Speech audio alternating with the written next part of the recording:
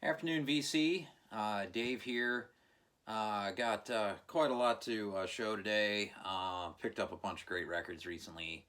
Um, First thing, went on a trip to Asheville, North Carolina, with a couple friends of mine, Jason and Mayor T, and we went to see the band Boris from Japan. Um, they were in town at the Orange Peel, which is probably my favorite venue in North Carolina. Just phenomenal. And they had a band open for them, Uniform, out of New York City. Really damn good industrial noise rock band. Man, they absolutely killed it. Really intense. It's been a long time since I've seen a show like that. And their drummer was killer. He reminds me of my friend Tobias from the band Machete. Um, and I'll put some clips at the end of this video of Boris, and there was a track where Uniform, the singer and guitarist, went on, and they did a collaboration on the first encore, and there were two encores, so it was killer. At the end of their set, I went to the merch table, and man, there was a lot of records. Uh, Uniform had at least three, and then Boris had like 20, and they were all the Boris records were 30 and up. So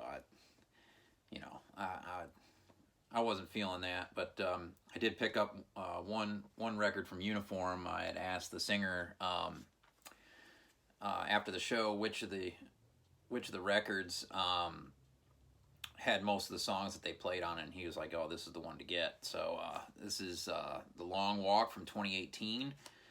This is on Sacred Bones Records. Really killer cover right there. It's on regular black vinyl.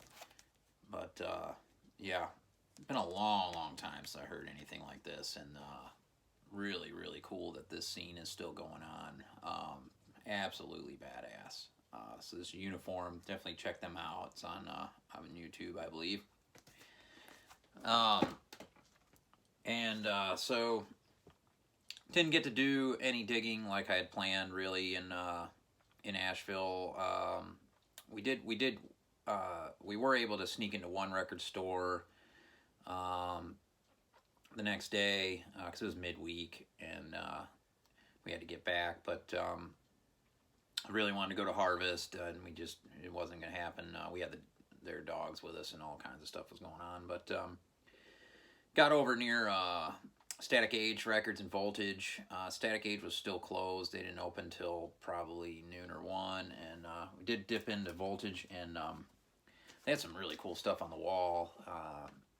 But found this reissue, a mono pressing of the Magic City from Sunhwa and his Solar Orchestra. And this is the original cover art. And just another fantastic addition to the Sunhwa collection here.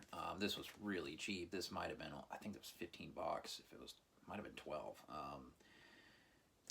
And brand new in the shrink. Really, really killer. And yeah, I'm probably gonna still pick up the reissue with the alternate cover because it's such great cover art as well. But very stoked to get this. So I did leave with one record from in town anyway. Got back, had a package waiting on me with these two records here. This is a Lonnie Liston Smith and the Cosmic Echoes expansions. Another great cover there. This is on Flying Dutchman from 1975. This original. Just a fantastic record. Lonnie Liston Smith on the keys is absolutely dope. And very excited about this one. Had this on the want list for quite a while, and there's been expensive reissues out. And I just don't like forking out 30, 35 for reissues. It's kind of crazy, but this was also in the package, and this was really cheap. I think this might have been 20. This is Sunhwa's Intergalactic Infinity Orchestra, The Night of the Purple Moon. Very, very rare Sunhwa record to find in any form. I know Belson just had one up for sale that went for huge dollars. So this was 20. It's a 2002 reissue on Saturn Research, and this is killer. It's a real quirky record, but there's some real beautiful stuff on here. You've got Sunhwa on two Moog synthesizers and Roxachord, John Gilmore's on tenor and percussion, Danny Davis on alto and clarinet, Stafford James on electronic bass. One I've been looking for probably 3 years at least, and very, very happy to finally get a copy. Let's see, dipped into Lunchbox here at some point recently, and to pick up this record here that had come in, had been just issued out. And that's J-Jazz, Deep Modern Jazz from Japan, 1969 to 1983. This is Volume 2 from Barely Breaking Even out of the UK, who do just an absolutely mind-blowing job on their reissues. And these comps are so essential because the records, if you're to try to put together picking up originals of all these Japanese jazz records, you know, you'd have to have more money than God, and just fantastic stuff. And the first track, they've actually reissued the full album too, which I'm going to pick up, which is Makoto Terashita meets Harold Land, and the song on here is Dragon Dance. Fantastic.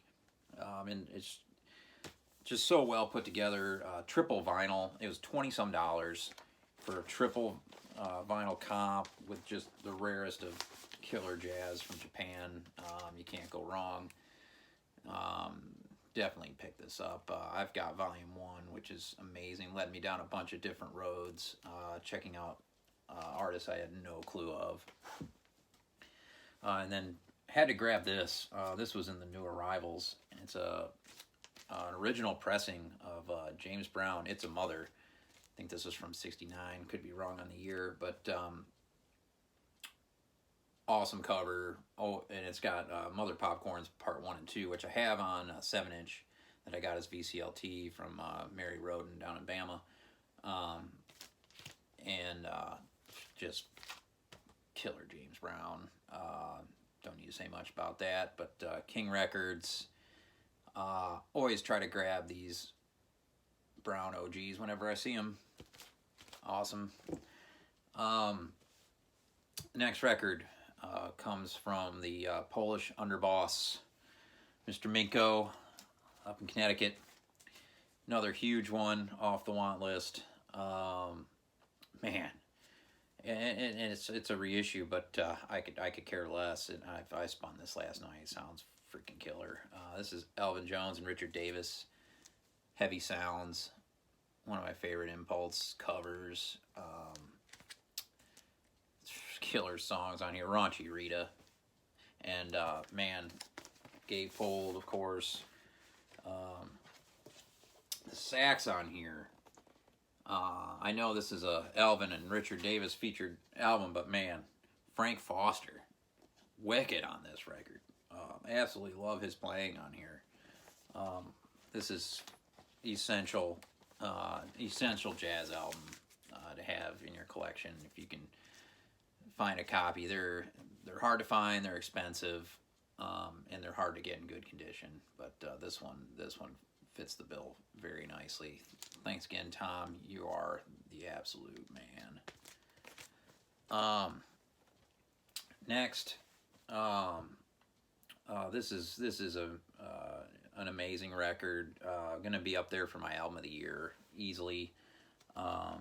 This is Enrico Mattei. He is the lead singer from Standstill that are no longer together, and this is I think his second full length since the band broke up. This is called Diagonal. Such a killer cover. And this is a dual label release, triple label release actually, from El Segal, under the Universal Music Group, and Buena Suerte from Spain. yeah, you pretty much have to get this from Spain. I was able to get this from B Core Records, and my man Albert there, he is the absolute man.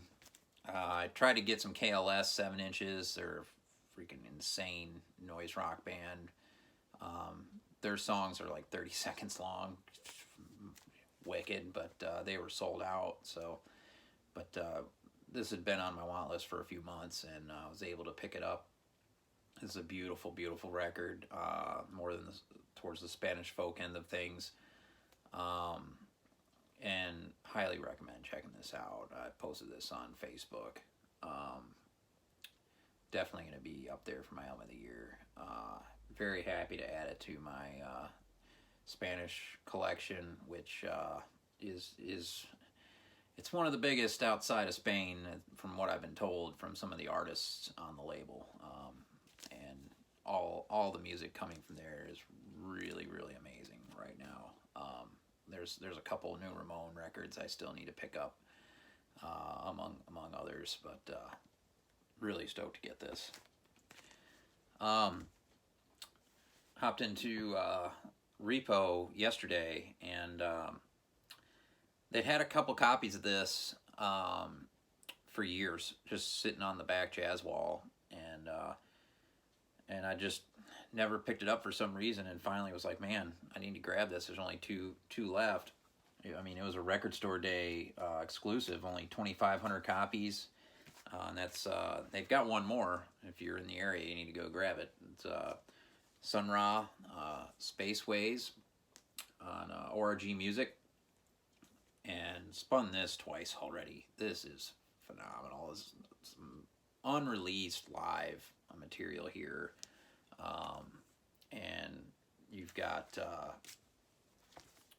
just really cool cover art, and then really thick piece of vinyl, 180 gram on this blue and white, kind of marbled with the two different colors on the label, and it's quiet as a mouse. Nice static free inner.